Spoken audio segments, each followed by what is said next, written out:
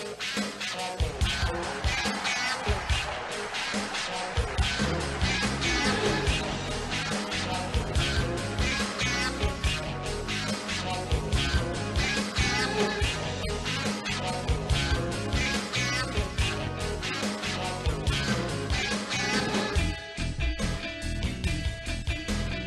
right, everybody, hello and welcome to TBD.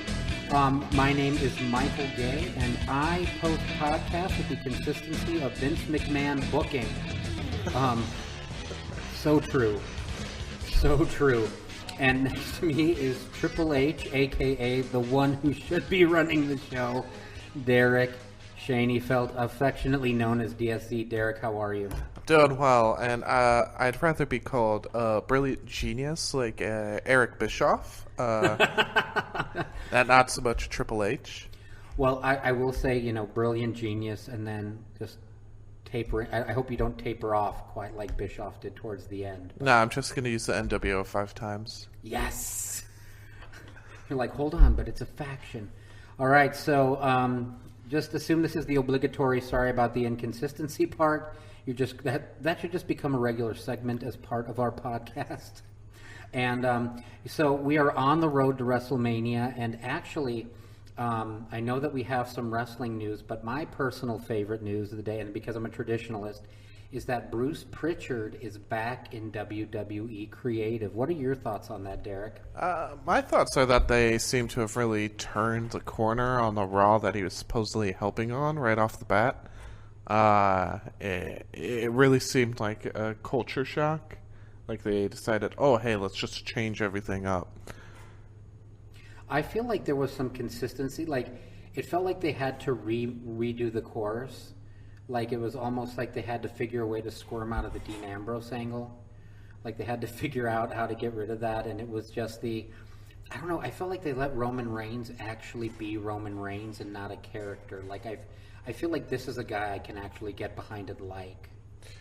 I don't think it's going to be possible for him to ever be a heel again. It's just not going to happen. No, and I really like what they did with. I really like what they did with the whole. Maybe it's once again the old school wrestling fan in me, but I like when Roman came out and they addressed right off the bat the whole idea of Seth fighting Brock Lesnar, and how he gave him his blessing and told him it was okay, but right now he just wanted the Shield to get back together one time. Like, I just think, I don't know, I really like how they salvaged it. So as a fan, putting on your fan hat, and you have, I don't know, you're very intelligent, have incredibly high expectations. How do you feel that they steered the ship when it came to Ambrose, Rollins, the Shield, all of that? I'm still not 100% confident in the Shield angle at the current moment. It felt a little forced. However, at the same time, I think they're really doing a good job showing off that kind of real-life tension, especially with the fact that Dean could be gone at the end of his contract. So it really feels like they're kind of opening up that backstage sort of like, this is what's going on, this is the real life thing, and using more of that, which is what I feel they need to do instead of give me this corny Roman can defeat everybody, Seth is a king slayer, ooh. Right? And then I feel like they did a really good job sticking with that realism going into the end of that the show from the week before this one, where Batista drags Flair out of the locker room. He's like, do I have your attention now, Triple H? Yeah, I like how everybody thought it was going to be a setup for, I thought it was going to be something for Becky Lynch and Charlotte. And out of nowhere, Batista shows up. I'm like, okay, this actually has my attention. And how he's like, oh, I'm going to play the mind games now. Triple H is like, oh, we're going to play the mind games. Okay. That'd be cool if that was really thing. Like, I get it. You're going to beat the crap out of my best friend. Okay. No, so I don't know. I was actually encouraged by it. And I think the highlight of the whole thing is that Becky Lynch actually gets to be, not Becky Lynch, I'm sorry, Ronda Rousey actually gets to be Ronda Rousey. I still feel like the quote of the month is screw the will. Okay, I'm a Flair mark, and I absolutely loved that line.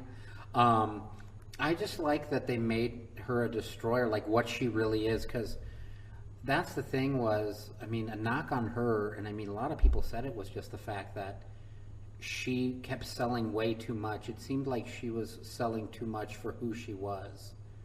It seemed like she was selling too much, and I really didn't buy the whole, oh, I'm so grateful for being here thing.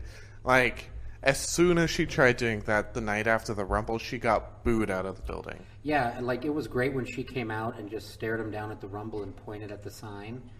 It was almost like with Brock Lesnar, like when Brock loses to like it's almost like when Brock sells to somebody, you know that's putting them over. Like it's a rare occasion, like Daniel Bryan or AJ Styles.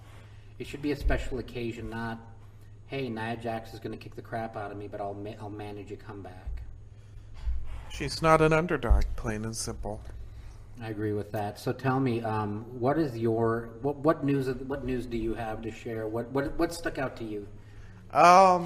Probably the biggest news was announced earlier today, with Tommaso Ciampa being out for, and I quote, a really, really long time after getting neck surgery. It's really unfortunate. That bums me out because I don't know.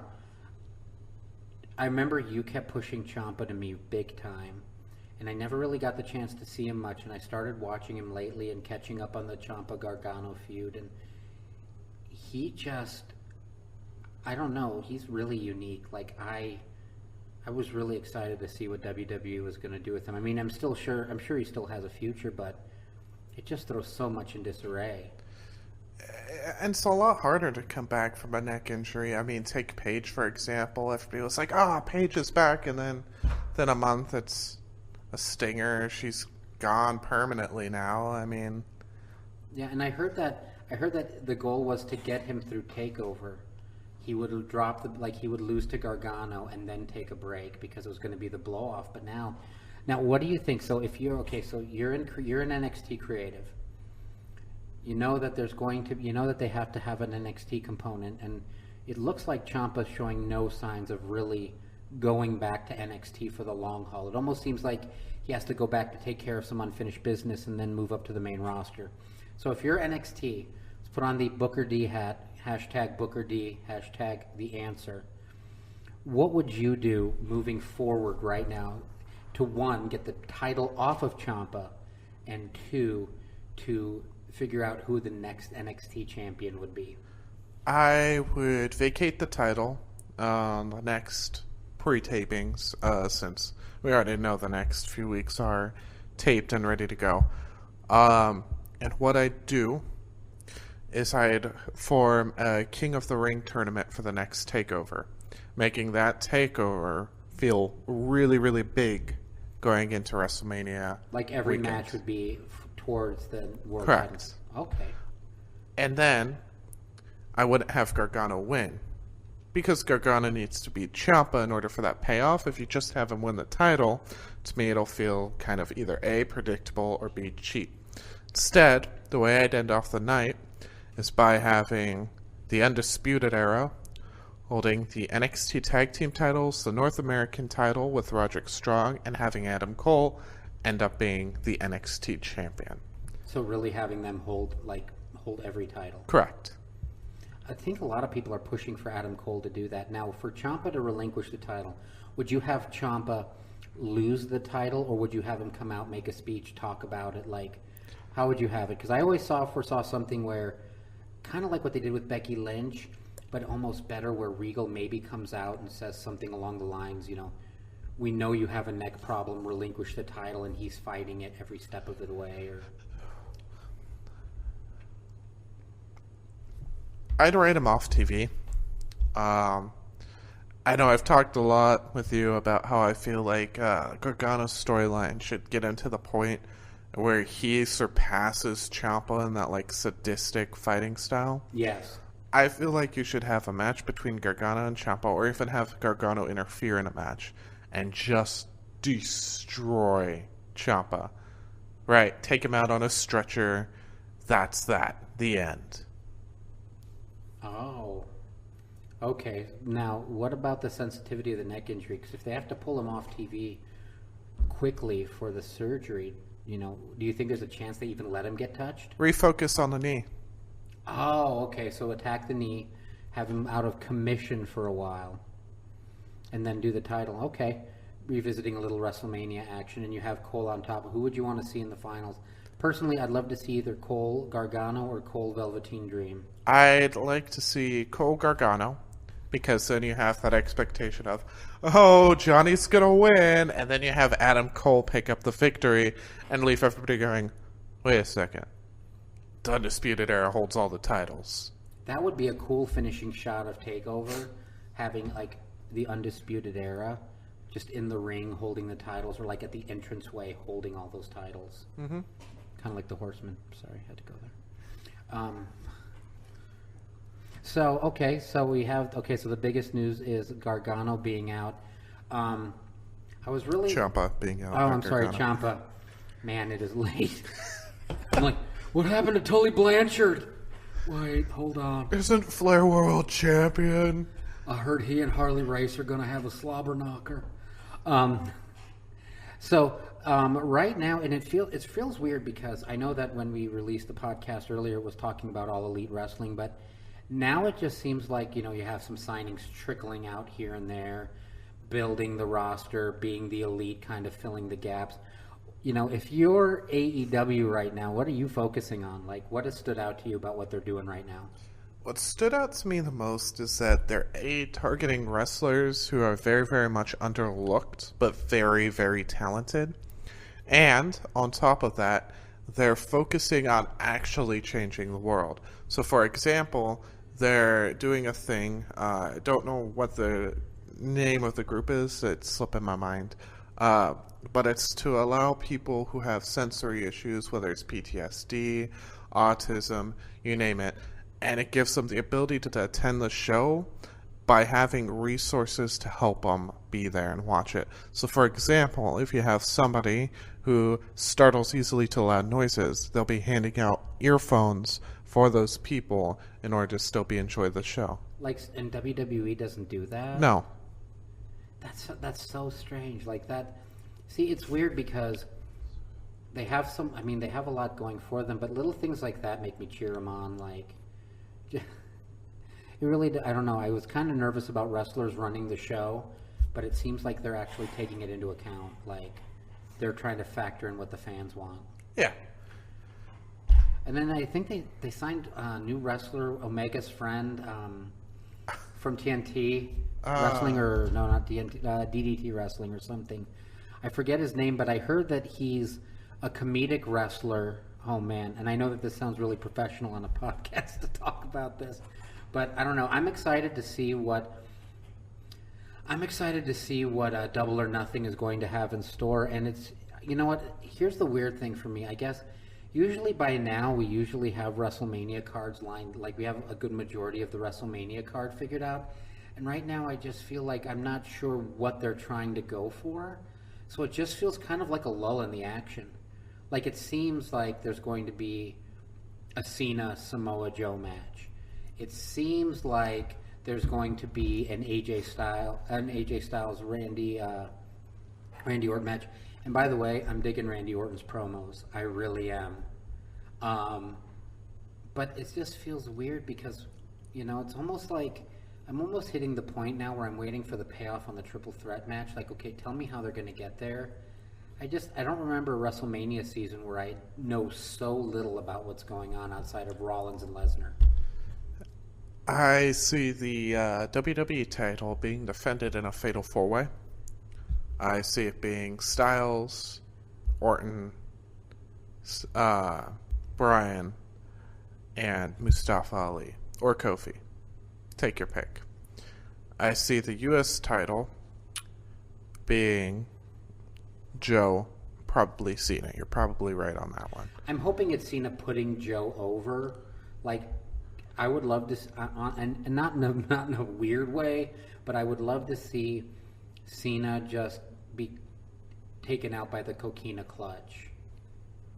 Like, he's just hit that point where he has to start putting people over. Like, yeah, he's a part-timer.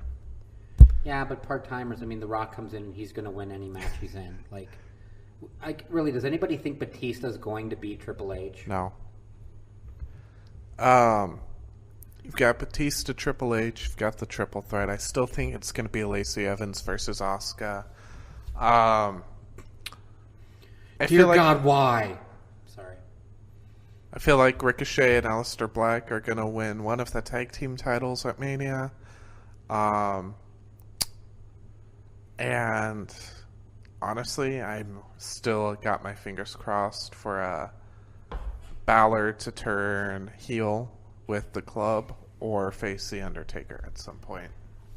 So, I personally would love to see an Aleister Black and Ricochet match against the Usos.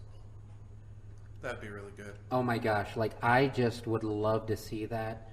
I normally don't like when they just put two wrestlers together as a tag team, but Ricochet and Aleister Black work, and I love their ring chemistry and I love their attitude. Like I'm a big fan of tag team wrestling, but it has stunk lately.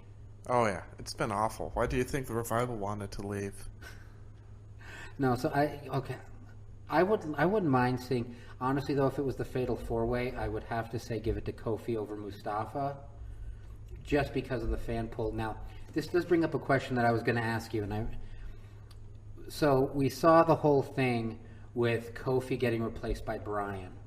Now, there was rumors. So Meltzer talked a while back before Kofi Mania took off that it was going to be Bryan versus Owens at WrestleMania.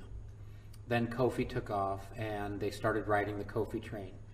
Do you think that this whole thing of replacing Bryan for Kofi is to build up more steam for like a Kofi-Bryan event at WrestleMania, or like you said in the Fatal 4-Way? Or do you think that they're going to go with the plans for, like, when you take a look at this, where do you see them going with Kofi? Because he's still got heat. He still has that energy. I could see Kofi fighting Bryan one-on-one at WrestleMania. However, I was scrolling through Facebook and somebody came up with an idea. I don't remember their name, but I believe they were in the Going in Raw fan page. And they mentioned you have Kofi win the WWE title, get destroyed by Big E immediately afterwards, and have a rivalry between Kofi and Big E, where Big E is going on this dominant WWE title run, and have Xavier Woods in the middle, kind of like, guys, what's going on? Can't we all be friends?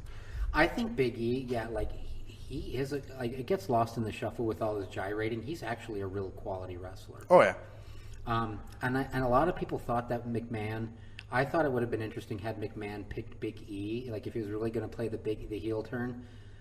To pick Big E to replace Kofi and then have the drama, will he take it, will he not? Like Kofi going, well, Big E's not going to take it, and Big E thinking like, I might want the title. So I don't know. I feel weird. Like normally by this time in this podcast we could talk about the WrestleMania card, but I don't really know. And like Fastlane looks like it has some good matches, but I think normally a pay-per-view like Fastlane would benefit off of knowing where Mania was going, because you're furthering angles, and right now I'm just kind of waiting for things to be finalized. I want to know what the 55 matches that will last 7 hours are going to be. Don't forget the 3 hours of pre-show. That's right. We will live stream everything starting at 2 a.m. that Sunday and just go all the way through till midnight. Speaking of which, do you want to do a live stream? That might have to happen. I'm not going to lie. It depends on what happens with All In Weekend. I don't know. All In live stream? Dude, that'd be amazing. There was actually a thing on the StarCast website where it talked about if you were a podcast that wanted to show up. And part of me is just tempted to submit us, even though we have like 6 episodes. We have 6 episodes, like 3 subscribers. I'm like, listen, Cody, you gave Jungle Boy a chance. We're the Jungle Boy of podcasts. Oh boy! By the way, rest in peace, Luke Perry. Oh. So there's a shout out to you. Speaking of AEW signings, though, they signed one of my favorite women's wrestlers. Oh, that's right, Bea Priestley. Yes, I think the women's division is going to be incredible in AEW. I mean, it just seems like there's not a wasted wrestler yet on the card. Oh no. I mean, even somebody like, At first, and I tried, and I've been trying to do more research, but like Penelope Ford, that's with Joey Janela. Yeah. You know, I know that she does wrestling as well as being his valet. Are they married in real life? I'm not sure. But she's a pretty good wrestler. Dr. Britt Baker's awesome. I think it's going to be a place a lot of women wrestlers are going to check out because I think Brandy's really working hard on making that a strong division. Oh yeah, Brandy's doing an amazing job. That four-way match at All In, that four-way match, the women's match, that was incredible. There wasn't a wasted wrestler in the group. It felt like it wasn't not a wasted wrestler. I guess I should say it just felt like they all four were incredibly talented and they were trying to one-up each other. Like you could tell it's like an NXT match where they're trying to match each other and take it up a notch. I really liked that a lot. They've got to keep in mind NXT still has that really heavy indie style. That's true. NXT. You should just be your own brand. Like, not be the feeder system. That's ridiculous. So, we do have Fastlane coming up, and it's funny because I feel like when it comes to wrestling news and topics right now, it's just kind of things are at a standstill. And so, sadly, we haven't checked the results from the Royal Rumble yet, but we will update you on that. Correction, I retained my title because it timed out and you ran out of time to claim it. Sorry. That's horrible. Wait a minute. No, we don't have a commissioner. We should hire a commissioner to settle this. This equates to me like putting my foot on the ropes and stealing the win. Okay, Miz. No, so we have Fastlane coming up, and I think Fastlane has I really feel like Fastlane is going to be one of those underrated cards. Like, it seems like there's talent across the board, and I'm excited to see some of these matches. I really am. So let's go down the line. We'll give our predictions. Is it the U.S. title this time that's on the line, or is it the Intercontinental title? It's a U.S. title. You have both. All right. Me and Samoa Joe, United States champions. By the way, I like the point that you mentioned. It only took 2 years in the main roster for Samoa Joe to get a title, and it's the U.S. title. Right? They're like, listen, you've had incredible matches with everybody we've thrown in your way. Have the U.S. title. Here's the U.S. title from Ron Killings. I'm just going to say it right now. This is going to be my hot take.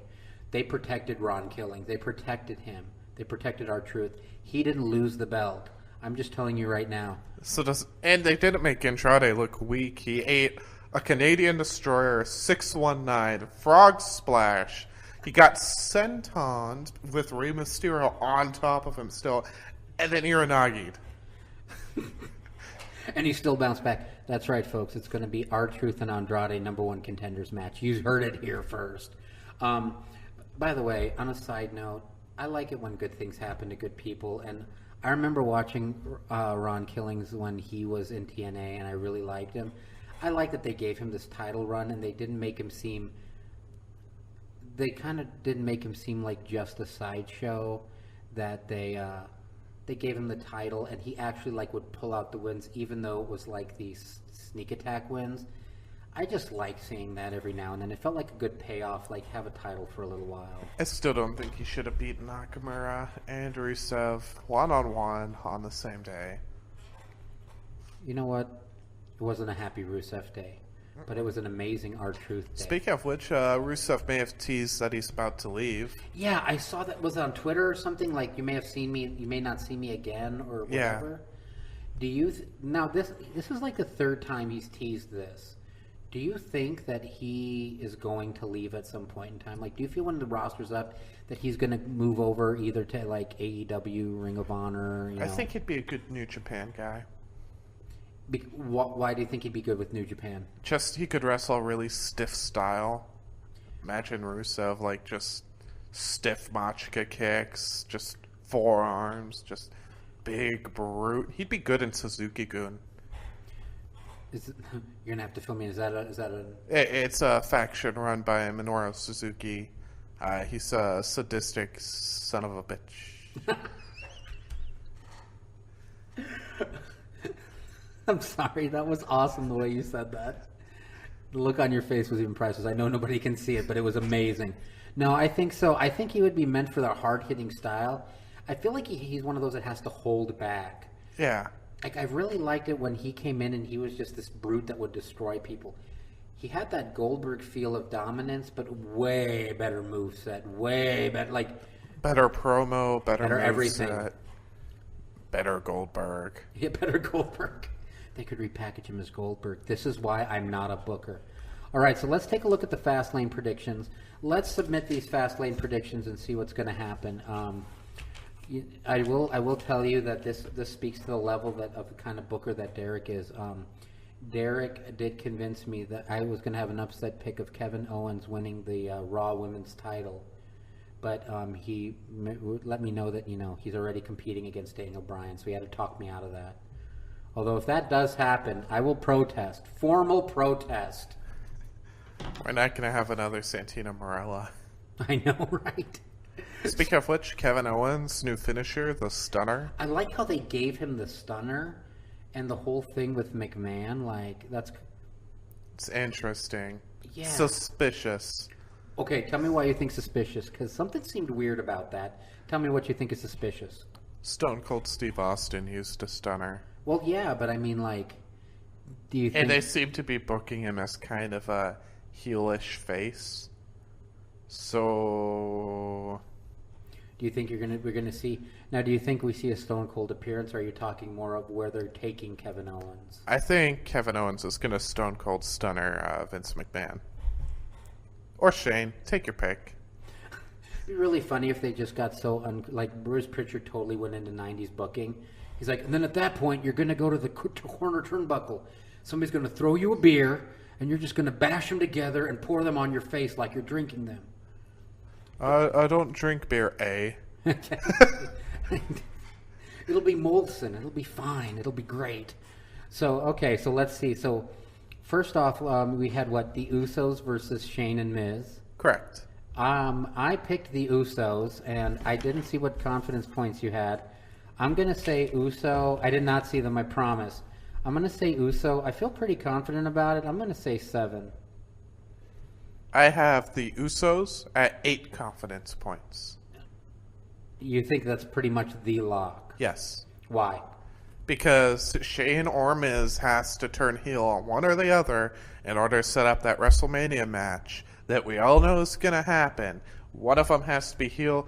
One of them's going to stab the other in the back. Now, do you think it would be that, or do you think that it would be a mistake? Like, for example, I foresee Shane doing one of his ridiculous high-risk moves and costing them the match, and Miz yelling at him maybe like, why do you have to do this stuff? Why do you always have to do this?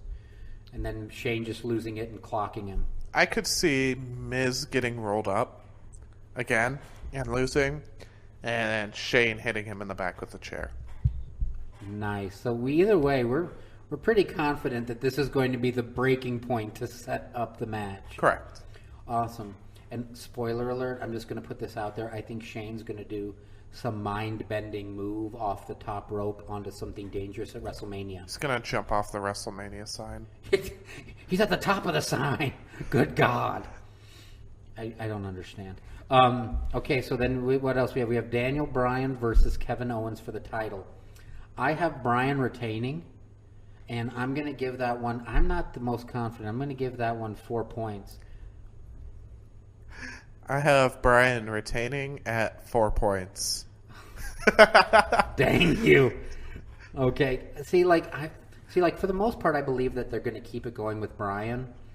But I wouldn't be surprised if they pull the Owens win. Kind of like what they did with Goldberg when they gave Goldberg the title just so they could get it on Lesnar. Right. And then Owens branched off, so I wouldn't be surprised if something like that happened. I wouldn't be surprised if Owens won it and it was Kofi Owens at WrestleMania. I think that would be a great match. Ooh, that'd be a slobber knocker right there. That would be.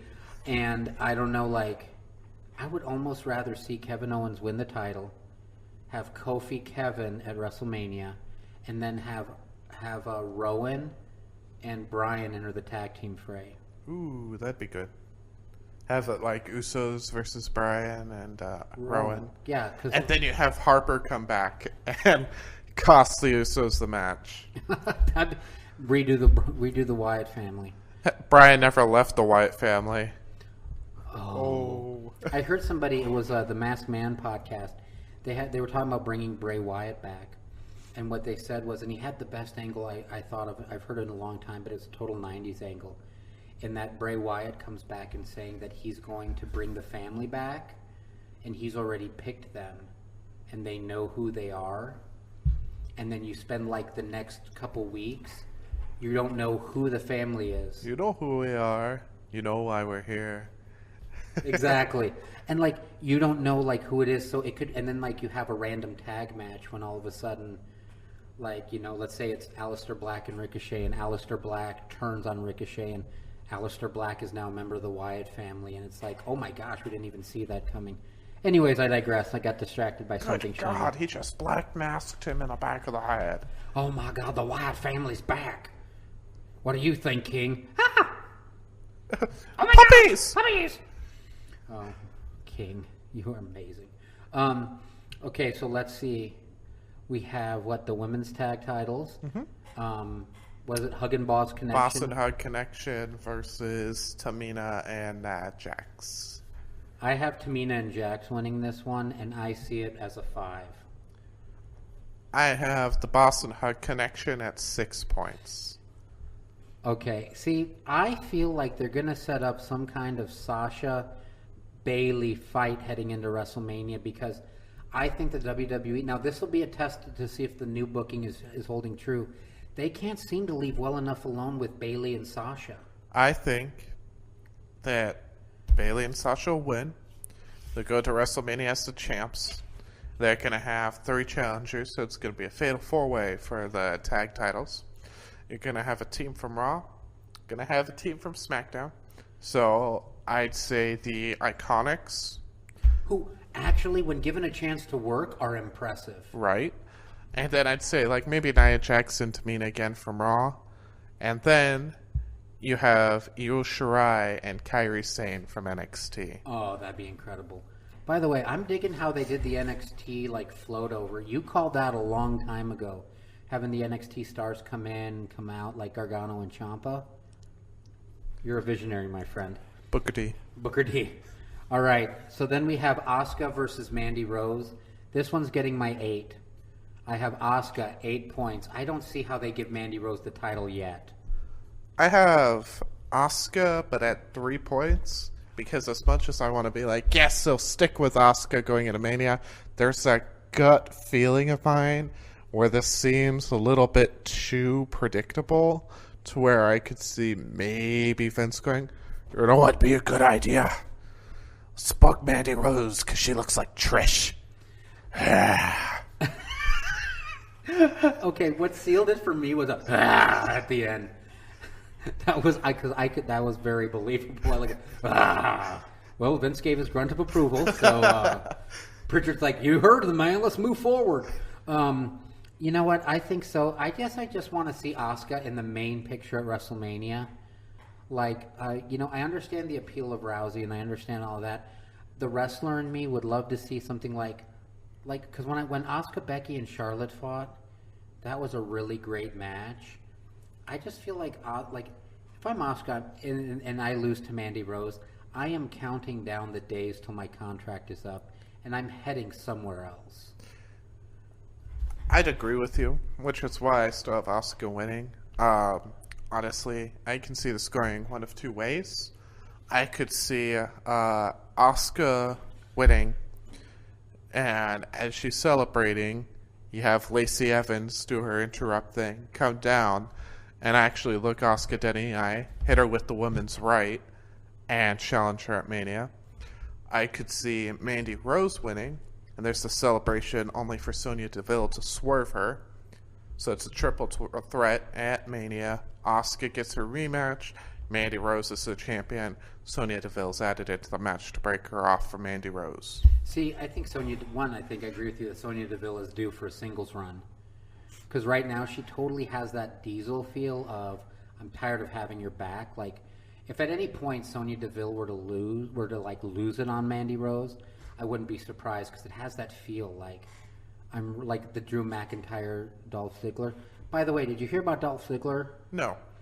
Okay, so on the latest podcast that I heard from Meltzer, apparently they wanted Ziggler to be an agent. Ziggler said no, he still wanted to wrestle, and they just wrote him off the storyline. I feel like they're pulling a...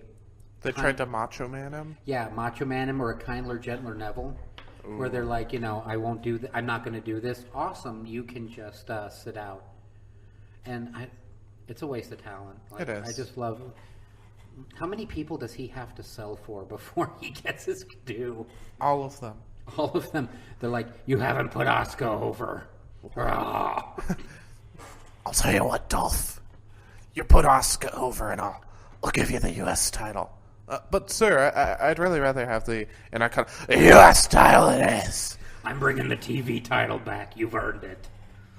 The Internet Championship. You versus Ryder at Mania. Actually, that sounds a lot more entertaining than what I feel Mania will be. Okay, so we have the Asuka thing. Like, Sonya Deville deserves a singles run. I just feel like Asuka's a waste of talent. Like, they're wasting her talent. Asuka's a waste of talent right now in that the WWE's not putting her in the main event picture or like when Charlotte beat her, it was a huge deal. And then all of a sudden it was like once she was human, it was like when Goldberg lost. When Goldberg lost. He lost his mystique. He lost the mystique, and so it was like nobody could beat Asuka. And I understand, like, Charlotte, I think at the time, Charlotte was the one to beat Asuka if it was going to happen. But then after that, it was like, okay, Asuka, now you're like everybody else. Well, you remember exactly what I said when Asuka did lose to Charlotte? I'm like, there goes. I looked at you and said, Asuka lost everything that made her Asuka. And you're like, but Charlotte Flair needed to be the one to beat her. And I was like, now, Mike, she shouldn't have lost yet. See, and I'll tell you what, I lost my way on Charlotte, which is why, for the women's title match, spoiler alert, I have Charlotte losing. Because Charlotte has Flair heat, meaning Charlotte can put over anybody and their mother and still keep the heat. Double spoiler alert for Flair versus Lynch. I have it ending in disqualification. 7 points. Spoiler alert. I have Teddy Long coming out and making it a tag match against New Day for the 205 Live tag titles. Holla holla, it's going to be one-on-one with The Undertaker. That's awesome. Okay, so we have Asuka winning. Okay, in the match that is going to be the biggest surprise of them all, the Shield against... Okay, by the way, I'm just going to tell you right now, I'm actually... Okay, the old school wrestling fan in me is happy watching these three heels come together and beat the crap out of people. And, like, I guess you can count Elias as well, although he feels kind of like the guy that's, like, trying to prove he belongs. He's the Jeff Jarrett. Yes! Oh my gosh, your wrestling analogies are way better than mine tonight. Well, most of the time, let's be real. But I really like the potential of this match because they finally were just like, we're jerks, we know it, and we're going to kick the crap out of you. Poor Finn. Poor Finn. So we have the Shield versus McIntyre, Lashley, and Corbin. I almost forgot him. Commissioner Corbin. Ex-Commissioner Corbin. Is it sad when I miss the Constable Corbin days? So I have the Shield winning, and I have that at 6 points. I don't see how you can have any other result. You have Roman Reigns coming back from cancer. You have Rollins. You have Ambrose. If they do an Ambrose turn, they're officially going to crap the bed on this. I have the Shield winning at 1 point. Because every fiber of my being has Dean beating Rollins down. And Roman having to carry the match by himself. And, like, being like a valiant effort where he really holds his own for... Like, they still make... Is it a strong loss? Yeah. He still looks strong. Like, I think it would take, like, the pull out the stairs, deep six on the stairs, end of days, you name it. Hey, have end of days into a spear, into a claymore kick. have him eat everything. No one's there to protect him. Dean's gone. Seth is incapacitated. Could you see Ambrose Reigns at WrestleMania Yes. as his match? Like, you're going to do the job on your way out. You're going to do the favor, I guess would be the correct term. And you could see Ambrose Reigns at WrestleMania. Yes. I actually would like to see that match. That's a match that, I don't want to see another Rollins Ambrose match, but that would, oh my gosh, that totally would make sense. Because, Rollins could want revenge against Ambrose, and Reigns could say, no, you have a job to do. You go beat Lesnar for the title. I'll take care of this one. Yeah. No, I locked in my points. I'm not. Oh, that's a really good. Oh, that one hurts. That one hurts. We already talked about Flair versus Lynch. Yeah, and I think I have 1 point on that one. I have disqualification at 7. Yeah, share this theory, because this was pretty good where you had the double DQ. So, recently over Twitter, Marina Shafir and Jessamine Duke stated that they're not going to have Baszler's back against a Mia Yim during their NXT title match because they have more important things that need to be taken care of and because Baszler's got this.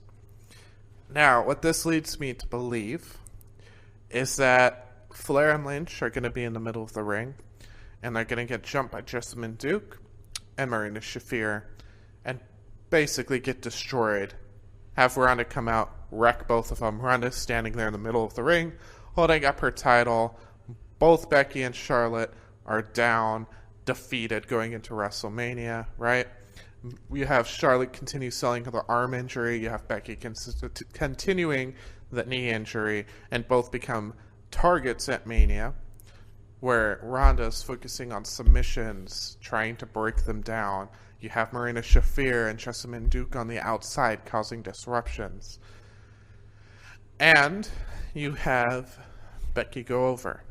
Could you see Jessamine Duke and Marina Shafir in the women's tag title picture? Yeah, I could see it. Don't want it, but I can see it. Nice. Now, while Becky's celebrating in the middle of the ring, Shayna, who dropped her title the Friday night at NXT TakeOver, comes out, challenges Becky, destroys Becky, and you have Becky Lynch versus Shayna Baszler on the Raw after Mania. I don't know that I can argue with that.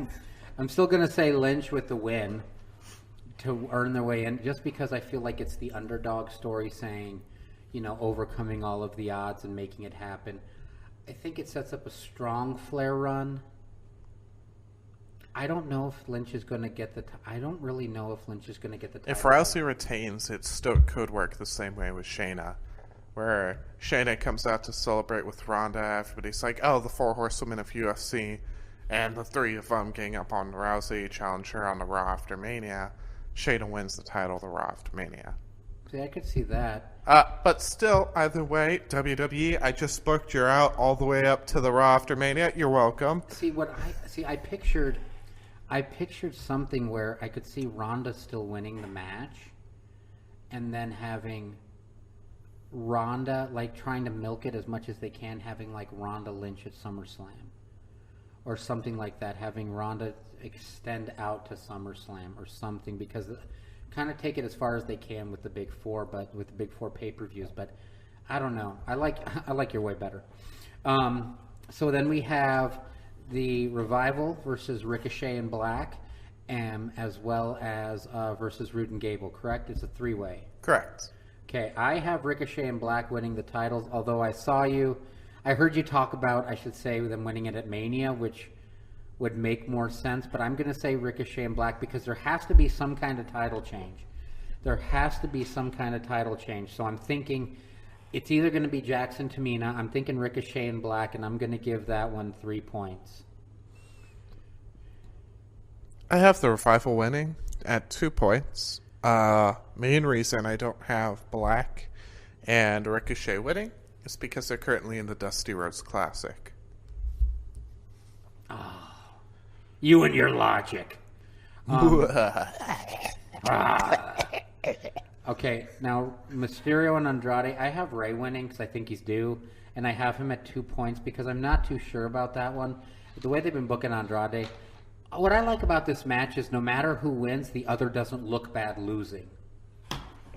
I have Andrade winning at 5 points, mostly because I feel like Andrade's lost Mysterio enough, and he needs to pick up a win. And it is the pre-show, so it's not like they're going to be giving up a ton. Correct. So right now we have, I think it's going to shape up to be a pretty impressive card. Like, even though Asuka, I think, is going to win, I think Mandy Rose is going to look really good in the loss, kind of building up that strength. But like you said, I don't know. There's a lot of things that could really go either way. I don't know. And I can't for sure say that it's due to Bruce Pritchard being back. I'm not going to, the traditionalist in me isn't going to say, well, of course it is because of this. I just feel like it felt different. The booking this week felt different. It was almost like they quickly correct. And I guess where I came from on that was there were so many times that Pritchard would talk about on the podcast. They were going in one direction. I guess the biggest one was they wrote 6 months of storylines for Sid to be the champ or Diesel or somebody to be the champ. Even after Pritchard and Patterson had said, Michaels is going to be a babyface. Like, Michaels is a babyface. We need to give him the belt. And it was after some pay-per-view. They get in the limo, and McMahon says, we need to give him the title. He's a babyface. And they had to rewrite, 6 months of stuff. I just felt like this week was almost a course correction where they were saying, okay, listen, the Rollins-Ambrose thing was dumb. Here's how we salvage it. Reigns comes out and says, I just have one wish right now. Like when he said, life is short. I want the band back together one more time. That was actually believable. I know that it's fake. I get it. But it actually felt like a believable thing. Like, oh, okay. He's come back with a new lease on life. And then I could see that, like you said, if the Ambrose turn happened, then the big dog comes out where he's like, time to play. I tried to give you a chance. We tried to let bygones be bygones. Just couldn't do it. Yeah. I don't know. It'll be interesting to see where it goes. And I feel like, do you think there's a coincidence that Pritchard was hired at the height of AEW starting to recruit heavily? No. I could have seen Bruce Pritchard going into AEW in some way, shape, or form. I'm still holding out hope that... I have a hunch Bischoff might. I feel like he would make a good general manager. I think he'd be a good on-air personality. No power. He doesn't have to have a say in booking. And I think if you talk to him, he really doesn't want that. He would be a great on-air personality. Oh, yeah. I think he'd be incredible. Have him manage somebody. I want Tony Schiavone to be on the announce team. I know that's... Have Bischoff be MJF's manager. Oh, my gosh. That would be beautiful. Oh, meanwhile, MJF's just like, this guy Bischoff couldn't even make the NWO work. Oh my gosh, that's incredible. Was it true that MJF almost got kicked off of Twitter? Probably. I thought I heard that he was going to get banned, that he got banned from Twitter and had to fight it. I don't know. I just think it's pretty interesting. It feels like the WWE is trying to load up. I didn't really know if the Pritchard hiring was more for WWE to help their creative or to keep him away from AEW. I feel like it was a little both. I don't know. But then once they hired Dana Warrior to be on the creative, I didn't know what they were trying to do. I know that they've started revamping the creative team a little bit. I got no clue where they're going from here. I really don't know. But it actually made a little bit of sense. I don't know. I was enjoying it. So tell me, what's new in the world of indie wrestling, New Japan? What is going on? Anything of note? I've actually been trying to follow a little bit more. It seems like New Japan, even though they lost a ton of people in the AEW move, they're still holding some pretty strong cards and really... I'm going to say this, and honestly, this was something that stuck out to me. New Japan, I really like how they're obvious in what they do. Like, they knew that they needed to have a new crop, so Juice Robinson was going to get a big push. And so they needed to raise up the new crop of talent and get people over and make a concerted effort. It's kind of rare, but I really like the blatantly obvious stuff. Like, I kind of could figure who was going to win because they needed a push. It was like, okay, they left. Here are our new superstars. We're going to make it incredibly obvious that they're the new superstars. Right. Like Jay White. Yeah. Like out of nowhere, they're like, he needs to be the champ, and we have to book him strong, so you know. So as far as I'm aware, Jay White is having a match with the Will Ospreay. Yeah. I want to say it's tonight, or it was yesterday night, one of the two. He seems to still be goading Tanahashi a lot. We are getting ready for the New Japan Cup. Naito stated he wants to be in the Cup despite being the Intercontinental Champion because he wants to be the first to hold both. You think that's a possibility? I think what's going to happen is Jay White's going to goad him into putting the Intercontinental title on the line. If he puts the heavyweight title on the line, Jay White's going to hold both. See, and I love that because they build them up to a certain point, and then you realize no matter who wins, the other one, like I said before, they're not going to look weak losing. And I guess it's predictable at times, not in a bad way. It's almost just, oh, hey, they're the new star. How do you know? The way they're booked. They're beating everybody. They're getting huge wins. They're the star. Oh, wait, they lost a world title match. That's okay. They're still a star. Right. Or like you have somebody, I just look at WWE like with Braun Strowman. It was like, oh, he's unstoppable. Oh, he got screwed out of a title shot by Baron Corbin. Now he's going to start a fight with Colin Jost and Michael Che of Saturday Night Live and see them at WrestleMania. What? Like he's out of the picture now. Hey, Kevin Owens likes pineapple on his pizza and he's the everyman. World title shot. What? I don't know. I don't know. I think what the world needs now is Vince Russo. Bro. He can manage Matt Riddle. They'll be the Bro team. Dude, Matt Riddle, I love Matt. Matt Riddle carries off the persona that they tried to put on Ronda Rousey, where he's like easygoing until he gets in the ring and then he just wants to destroy you. I like how he and Ono had that like 5-second match. Yeah, and like the one at TakeOver where he just lost it. It was like everything they wanted Rousey to do, like look happy and then turn it on. Matt Riddle made it look believable. I was in the crowd when he went off on Ono, just like elbow. And they had to stop the match, right? Yeah, Ono tapped out. It was. I remember watching that match. I was watching it on. I was at a retreat. I was speaking at a retreat, and I was watching it. I think it was the replay on my iPad, and I was watching it. I'm like, oh, this is a pretty good match. And then he started elbowing him, and I'm like, oh, the ref will break it up. The ref's not breaking it up. Matt Riddle's losing it. Is this real? Is he sticking him? Did he And it was just kind of one of those where emotionally I started to get invested. If the crowd was kind of like, and then he won, and we're like, oh! You're like, why is the ref not breaking it? And then they rang the bell, and I'm like, oh, could he not stand it? And from all of our point of views, we all thought he just knocked Ono out. And I thought so too, but then, oh gosh, like Mauro Ranallo, when he's like, oh, I can't believe he tapped out. I was like, I almost wanted to stop the pay-per-view right there because I thought that was incredible. And then the other matches immediately afterwards were equally as good. I know. I'm like, oh, Gargano Ciampa, this is insane. Oh, no, not Gargano Ciampa. It was Gargano. Who did Gargano face at that TakeOver? I think. Oh, no, Ricochet. It was Gargano Ricochet. Was Ricochet. Yeah, that match was ridiculous. And then you had Ciampa versus Black. That's what it was. And at the very end, all of them just like, rah, which led into Sunday Night Heat. Was amazing. So, anyways, this is really, it just seemed like a lackluster week of wrestling. We're going into Fastlane. It just feels like, without knowing the WrestleMania card, it just seems like a little bit directionless. Like, you can go a lot of ways. Hopefully, after next week at the absolute latest, we'll have the Mania card. It's more like the fork to WrestleMania instead of the road to WrestleMania. Yeah. The potential options for WrestleMania. By the way, I do have to ask you, do you think The Undertaker has a match at Mania? If Finn loses the Intercontinental title beforehand. Okay. Because I know that Taker signed up for StarCast, which hopefully we will be going to StarCast, hopefully.